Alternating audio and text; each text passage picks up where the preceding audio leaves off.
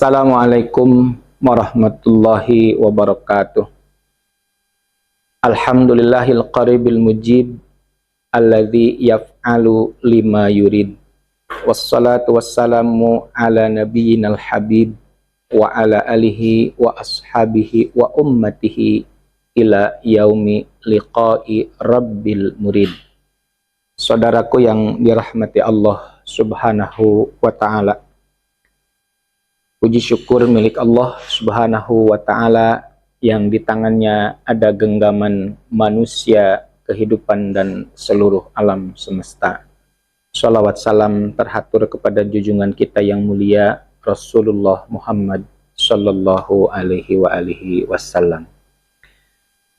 Saudaraku yang dirahmati oleh Allah Subhanahu wa ta'ala, as-shaimin was-shaimat, jika kita membaca ayat-ayat Al-Quran tentang pertanyaan umat Rasulullah Shallallahu alaihi wasallam, Allah Subhanahu wa ta'ala pasti menjawabnya dengan kalimat qul.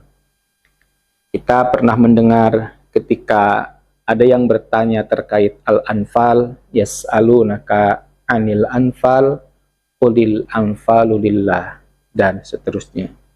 Kemudian berita terkait ruh, yas'alunaka anir ruh, kemudian ada jawabannya hampir mirip, qulir ruhu min amri rabbi.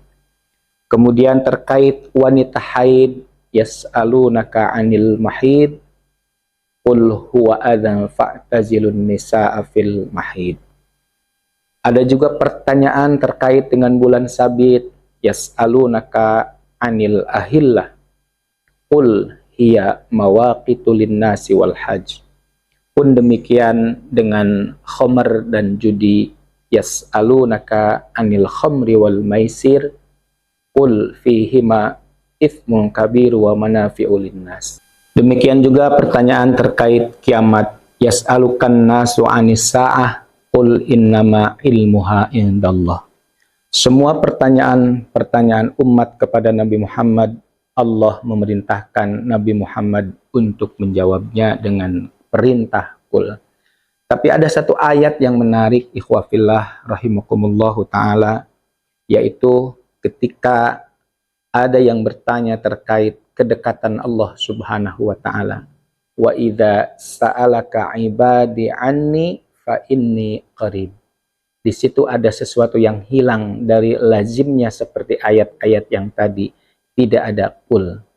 Ketika ada yang bertanya terkait bagaimana dekatnya Allah dengan hamba yang mendoa, hamba yang berdoa kepada Allah Subhanahu wa ta'ala atau beribadah kepada Allah Subhanahu wa ta'ala, Allah Subhanahu wa ta'ala langsung menjawab fa inni qarib, tidak melalui perantara daripada Rasulullah Shallallahu alaihi wasallam. Saudaraku yang dirahmati Allah Subhanahu wa ta'ala, ketika kita coba menelisik ayat tersebut berada di tengah-tengah ayat tentang kewajiban puasa Ramadan. Terlepas dari makna tekstual yang begitu luas, tapi kita merasakan bahwa ternyata Allah Subhanahu wa ta'ala sangat dekat dengan kita. Fa inni qarib. Maka dengan demikian akses kita kepada Allah Subhanahu wa ta'ala tanpa batas. Dimanapun, kapanpun kita bisa mengakses Allah Subhanahu wa ta'ala. Oleh karena itu, maka Allah tidak akan pernah bosan sampai hambanya bosan. Allah tidak akan pernah meninggalkan hambanya selama hambanya tidak meninggalkan Allah Subhanahu wa ta'ala. Allah tidak akan pernah berhenti untuk mendengar keluh kesah hambanya selama hamba tersebut terus-menerus bermunajat kepada Allah Subhanahu wa ta'ala. Ikhwah fillah, saudaraku yang dirahmati Allah Subhanahu wa ta'ala, jika menelisik terkait asbabun nuzul ayat tersebut, ada yang mengatakan bahwa anna a'rabiyan ja'a ilan nabi sallallahu alaihi wasallam, bahwa ada seorang A'rabi datang kepada Rasulullah sallallahu alaihi wasallam, kemudian ia bertanya kepada Rasulullah, aqaribun rabbuna, fanad'uhu sirron. Apakah Tuhan kita itu dekat sehingga kita itu berdoa kepadanya dengan lirih? Am ba'idun fanad'uhu jahron. Atau Tuhan kita itu jauh sehingga kita harus berdoa kepadanya itu dengan lantang. Imam Qatadah dan sahabat yang lainnya pun hampir sama ketika bertanya, kaifan nad'u rabbana ya Nabi Allah? Bagaimana kita berdoa kepada Tuhan kita wahai Nabi Allah? Maka beliau melanjutkan, abil munajah am bil munadah. Apakah kami harus berdoa dengan suara yang sangat lirih atau dengan suara yang lantang? Maka kemudian turunlah ayat ini menegaskan bahwa Allah Subhanahu wa taala itu qarib, Allah Subhanahu wa taala itu dekat kepada kita semua. Kaitan dengan bahwa ayat ini berada di tengah-tengah ayat yang menjelaskan terkait kewajiban puasa Ramadan, tentunya seseorang yang sedang melaksanakan ibadah puasa Ramadan sangat dekat dengan Allah Subhanahu wa taala. Imam Muslim meriwayatkan sebuah hadis, salah satun la turaddu da'watuhum. Ada 3 golongan yang tidak akan pernah tertolak doanya. Yang pertama al-imamul adil, imam yang adil atau pemimpin yang adil. Yang kedua was-shaim hatta yuftira, orang yang berpuasa sampai ia berbuka. Dan yang ketiga wa da'watul madlum, doanya orang-orang yang didolimi.